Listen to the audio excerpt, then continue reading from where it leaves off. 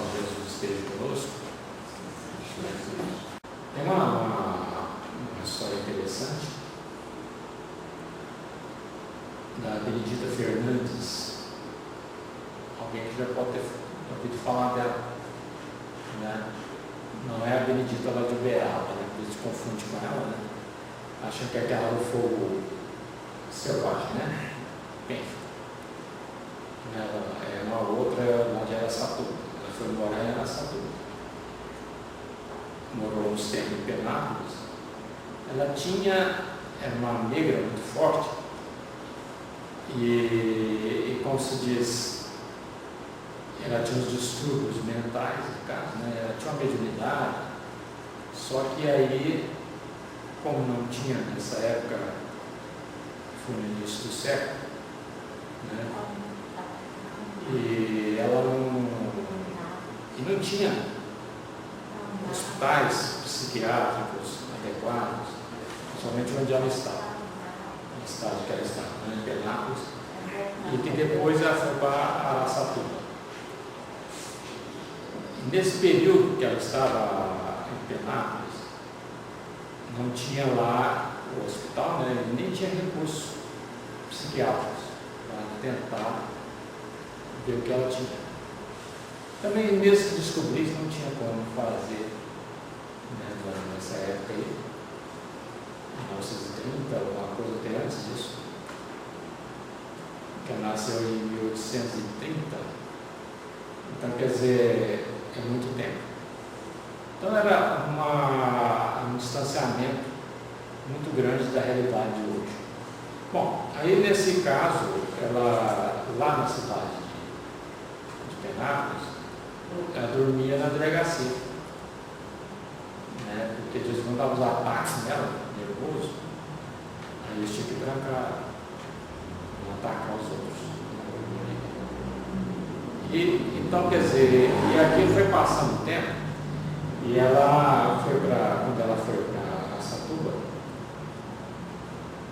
o pessoal, quando ela chegou lá,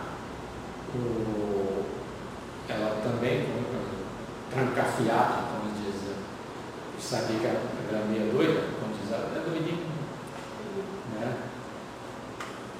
E uma voz outra, falou para ela, se você quiser melhorar, você tem que começar a fazer a caridade. Você tem que acolher as pessoas do que você puder para fazer a comida, dar comida para eles, acolher. Então ela ouviu aquilo, né, e começou a ir de encontro com as pessoas que mais tinham necessidade. Uma época que ela estava, ela começou a acolher as crianças na casa dela. Era uma casinha, uma tapelinha, mas tinha lá 30 crianças. Né? E ela não sabia como lidar com aquilo, porque as crianças perguntavam: o que tem hoje para eu comer? Aí ela falava assim: hoje não preocupa não, que Jesus vai trazer para nós. Realmente aparecia alguma coisa. E nisso tinha um senhor que vendia os miúdos de boi, né? Que se chamava de bucheiro, né? Então, quer dizer, e aquelas sobras que tinha, um dia ele ia passando na porta lá, e aqueles meninos na rua, um mundo de meninos, e vieram perguntar para ele se não tinha alguma coisa, né, para dar para eles. Ele tinha uma carroça, um cavalo puxando ali, e todo mundo já vinha para ele comprar, acompanhando ele para comprar os restos resto não, né, porque ele saía, sempre ele era no poderio lá, e pegava aquelas carnes para vender. Os miúdos, vamos dizer assim, né? Que era o bucho do boi, era os rins, as paqueras, como diz antigamente, o pessoal falava, as paqueras vamos dizer, tudo que era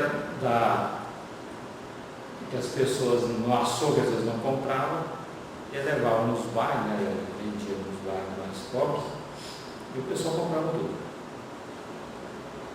E as sobras daquela, ele deixando lá na carroça lá, e um dia que ele passou nessa rua, os meninos veio em volta dele perguntando o que tinha lá. Onde é que vocês moram? Lá mora aqui, ó. O moço lá da Pelinha, que eles moravam, falou, nós somos 30 irmãos aqui. E nisso veio essa senhora com a bacia na mão, falou, você quer alguma, um pouco desses, o resto que está aqui?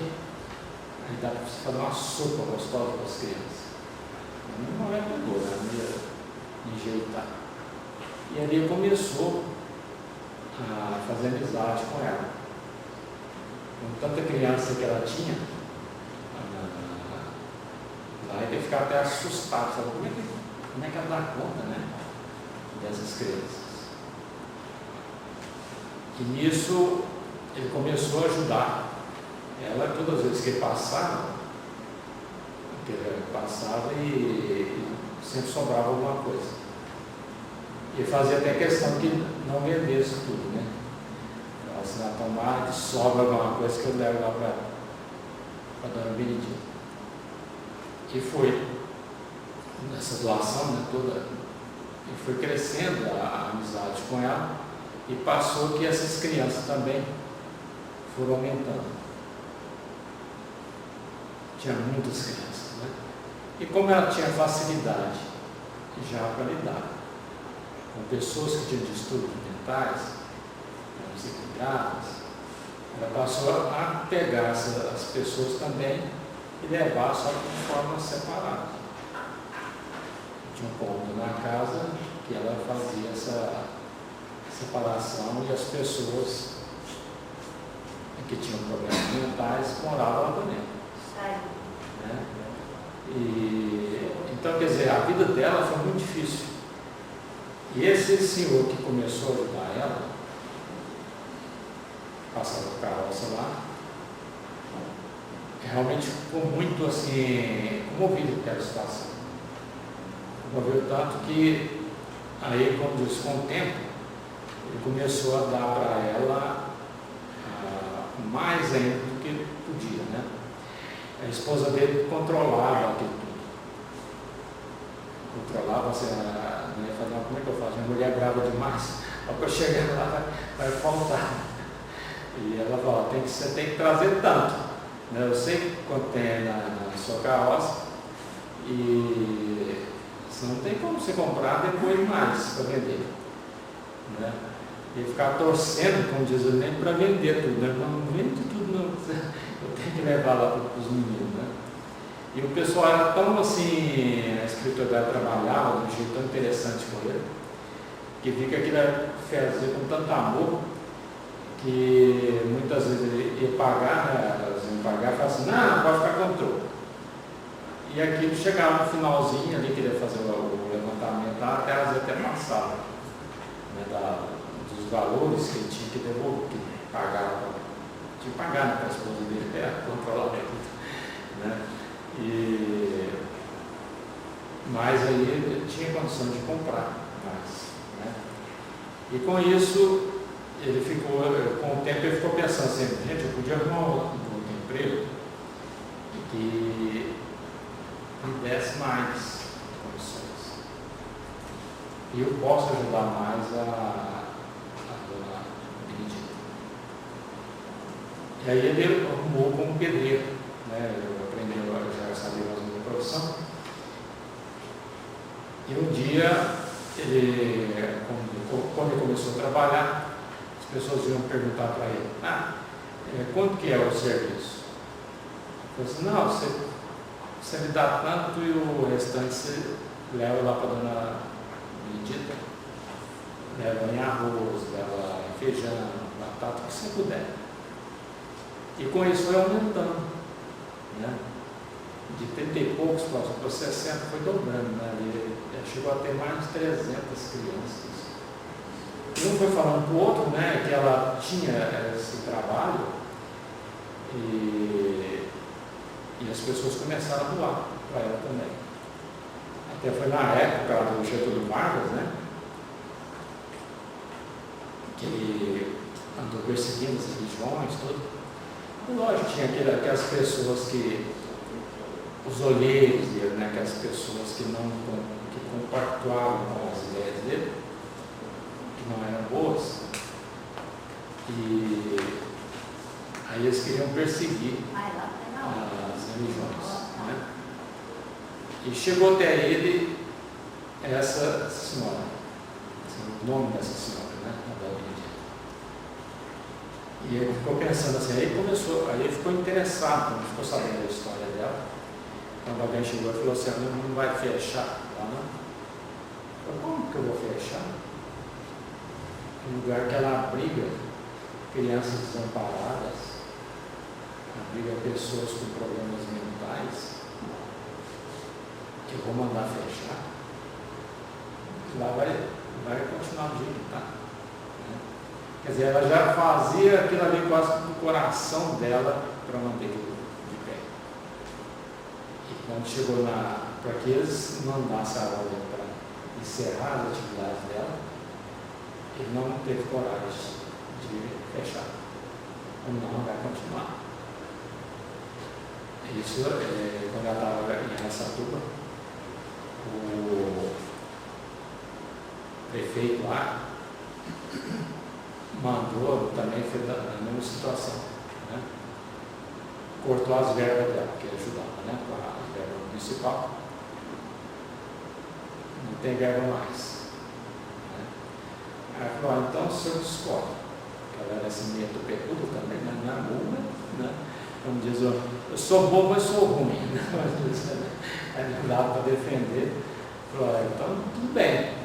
O senhor não vai mandar a verba, não? Então amanhã você vai ter a resposta. E soltou os doidos tudo na cidade. Os doidos espalharam lá, porque ela tinha lá dentro, né? Mas tinha que ter a verba para esconder, para ficar, né? E soltou os lobos tudo na cidade lá de Araçatuba. O povo ficou tudo assim, apavorado, né? Falou assim, poxa vida, né? Só que o prefeito não faz nada. Eu fui da recolhe isso tudo que eu vou mandar o dinheiro. Então, quer dizer, aí mandou o dinheiro de novo, voltou ao tratamento lá, né? Quer dizer, lá estava escondidinho, todo mundo recebendo o necessário, né? E nesse caso, mandou soltar. Solta ele, né? Ela que mandou o carro soltar, porque não tinha condições de viver lá sem as verbas, né, que a prefeitura devia para a instituição. Então a gente vê que a necessidade nossa perante a sociedade, as pessoas que têm realmente essa ligação, esse amor genato delas, né?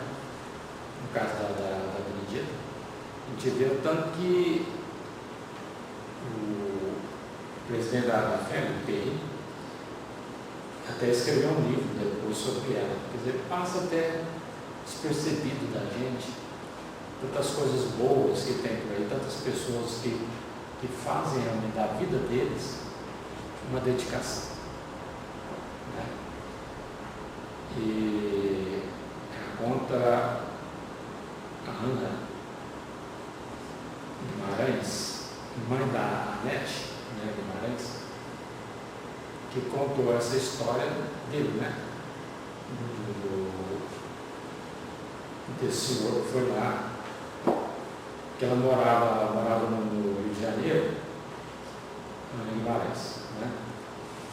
E um dia ela ficou sabendo que o Divaldo iria lá, na cidade, na casa, inclusive, de um amigo dessa Ana, né? Aí ela falou, então nós vamos lá. E eles falaram que eu ia fazer um culto na casa, né? De volta agora visitando a cidade, era muito amigo desse pessoal que a Ana conhecia. E lá encontrou as pessoas todas que iam no culto, né? E quando o Divaldo ia, né? Então acabava nem cabia tanta gente.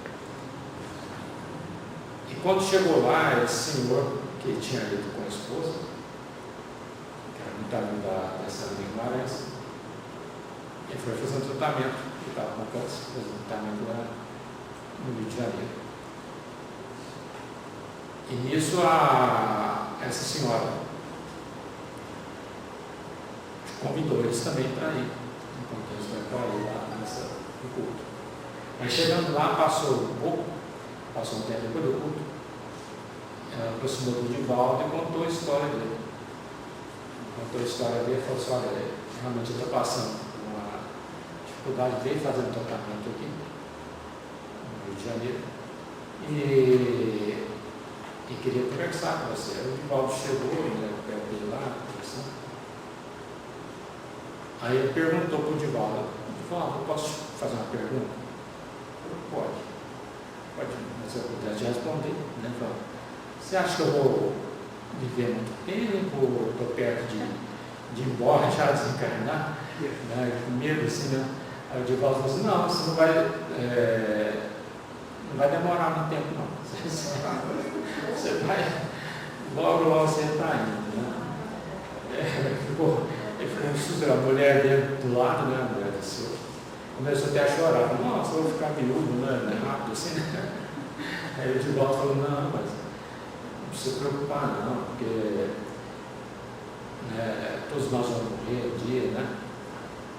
Não, Divaldo, eu não estou preocupado, eu não tenho medo de morrer. Eu só queria saber mais ou menos, porque eu estou ajudando, né, a Benedita lá, né, como falou sobre ela. Está fazendo lá, ela está fazendo um lar para as crianças. Eu queria um tempinho para eu poder terminar essa obra. E a Benedita já tinha desencarnado, né, e ele continuou o trabalho dela. Aí ele falou assim: não, a Benedita, você tem um trabalho, eu sei que você tem um trabalho muito bom lá. Ela está aqui até perto aqui. Você não quer conversar com ela? Não, você pergunta para ela como é que ela vai fazer para terminar aquilo lá, né? Conversar, não, pode perguntar para ela, né? Aí ela começou a comentar com ele, né? Esses casos da sogra, né? Que era da sogra.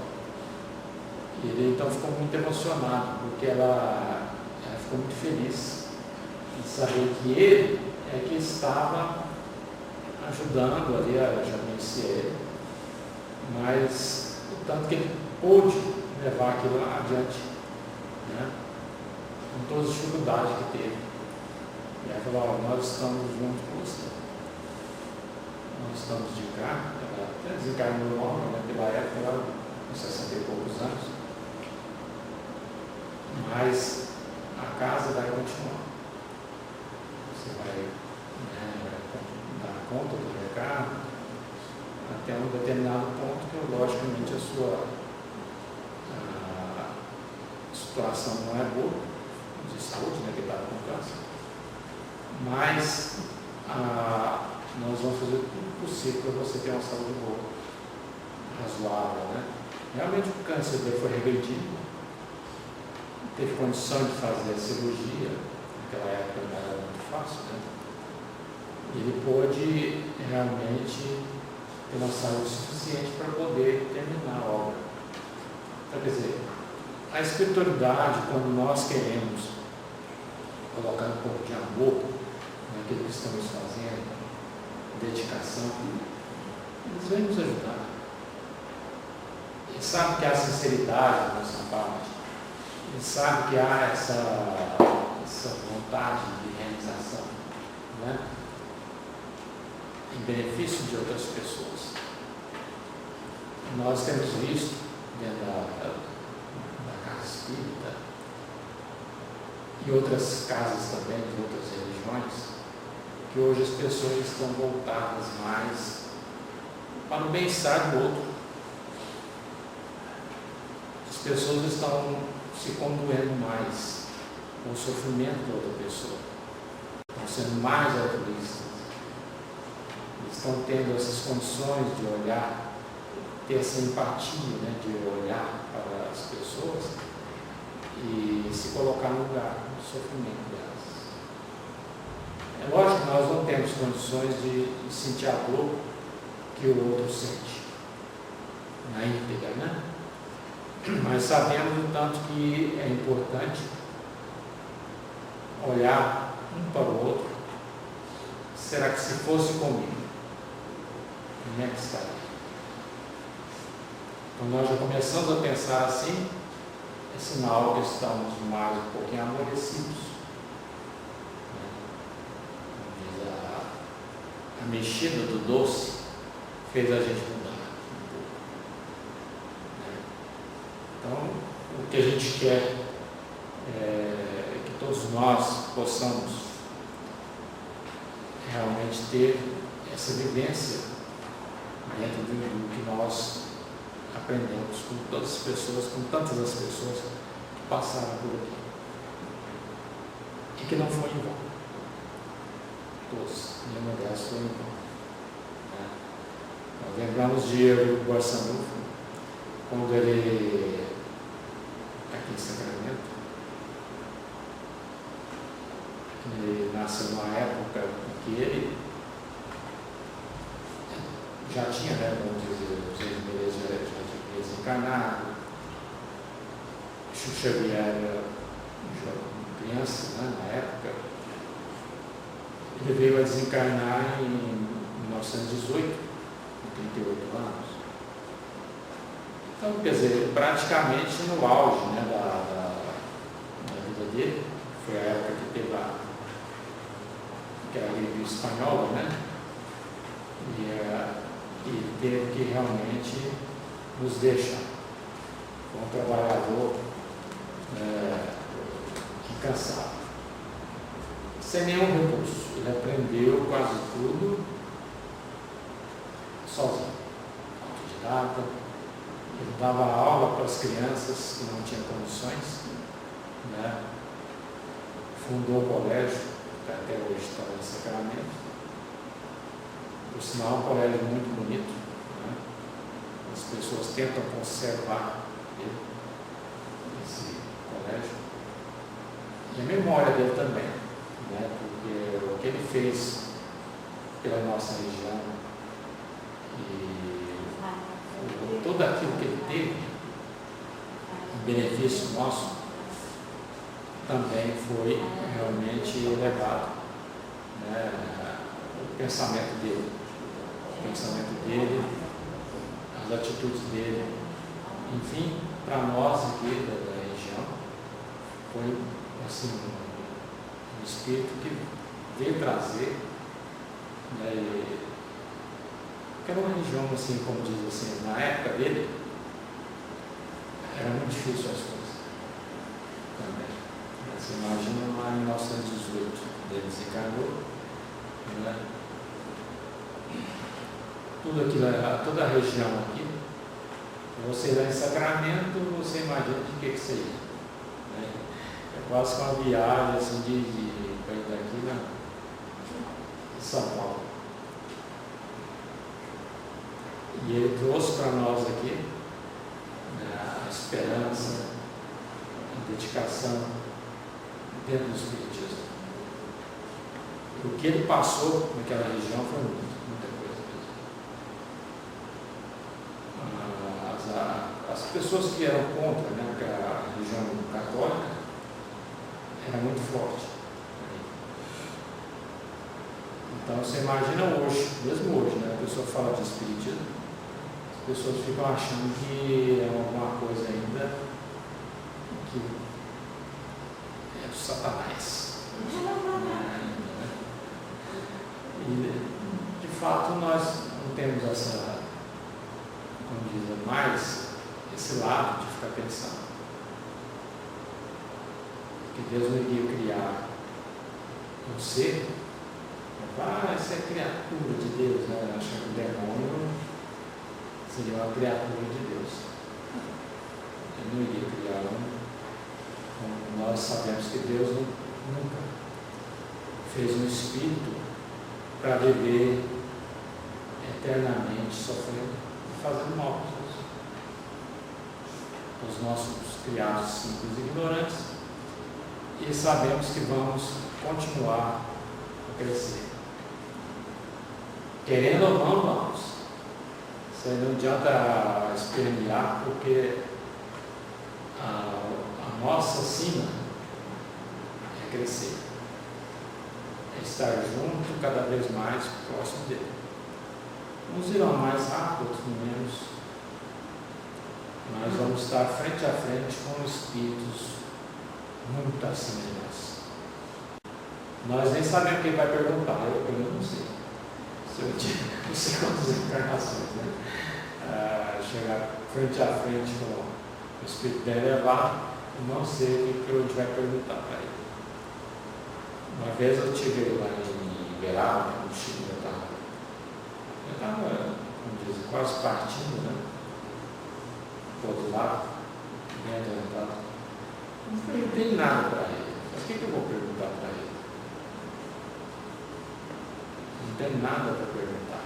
Eu ficava escutando os outros perguntavam para ele. O pessoal perguntava tanta coisa assim, eu acho que o entusiasmo de estar perto dele era tão grande, que perguntava tanta coisa que, assim, simples, né, que eles mesmos poderiam procurar no livro. Mas eu acho que eu ficava pensando, nossa, estou na frente do Chico. Eu tenho que falar com ele, eu tenho que falar com ele, né? A emoção, eu acho que fugia, né? Estava quebrando, né?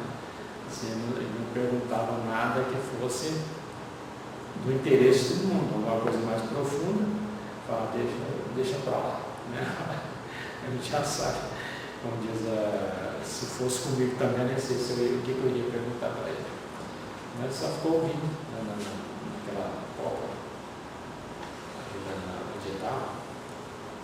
E a gente ficou pensando quem é essa pessoa, né? Quem é o Chico Xavier? Quem foi ele conversando? Primeira coisa uma das coisas que eu aprendi, que eles tinham, era paciência. Paciência é pensar assim, onde é que eu fui nascer? Mas eu não falava isso para ninguém, né? Mas eu fico pensando assim, porque o pessoal que ia para perto dele, né, ficava fazendo aquelas perguntas, né, ele conversando, coisa assim. Eu fico pensando assim, a paciência que eles tinham para estar ali perto daquelas pessoas. Aí eu ficava pensando assim, gente, tem muita coisa para fazer aqui. Eles pensavam, né? Realmente fizeram também. O Persanulfo, ele, dos 30 e poucos anos de Deus, 38, o que ele pôde fazer sem internet, né? Sem internet, sem carro, sem... Gente, parece que até a espiritualidade é que mandava as cartas dele. Isso é tão rápido. Ele tinha a mediunidade de bilocação, que ele fala de corporidade, né? De estar aqui num lugar e não em outro. Era necessário até esse tipo de mediunidade mesmo, né? Porque muitas coisas ele tinha que fazer. E muitas vezes ele foi em algum lugar que nós nem sabemos quem foi. Ele não falava, né? Eu falava assim, mas ele se falava dele, eu não ia acreditar nele. Né? Ele estava lá na casa dele e aparecia em outro lugar. Né? Então, quer dizer, da mesma forma, o Espírito é elevado como Jesus, por exemplo. Você imagina quantas vezes Jesus teve que fazer isso. Né? Você imagina, ele estava na Europa, que é fim de mundo, né? Quer dizer, poderia estar em outro lugar. E nem precisava estar com a aparência dele. Ele ia para conversar com as pessoas. Tantas coisas que nós nem sabemos ainda, né? Que nós vamos ficar sabendo quando tivermos condições de entender. Porque é muito bom quando nós vemos esse espírito que passando por aqui e que nós não estamos sozinhos. Sempre vamos lembrar que esses espíritos nos acompanham há muito tempo e que quero, com toda a paciência que eles têm, bem nosso. Você poderia chutar os paus no tempo. Não quero nada desse povo. Vocês não vão fazer isso. Eles já vieram assim, porque eles tinham condições de ser o que eles foram, o que são até hoje, né? Mas muito obrigado mesmo. Pela paciência mesmo. Foi um prazerão estar aqui nessa casa, mais uma vez.